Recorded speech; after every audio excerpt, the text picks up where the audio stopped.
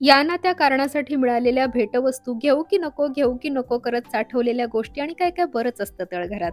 निमित्त असलं की वस्तू वर येतात, संपलं की पुन्हा खाली जातात, पण गेल्यावर जागा बदलतात. इकडचं तिकडं, तिकडचं इकडं पसारा पसारा होतो. कधीतरी मुहूर्त लागतो, मी तळघर लावायला घेते.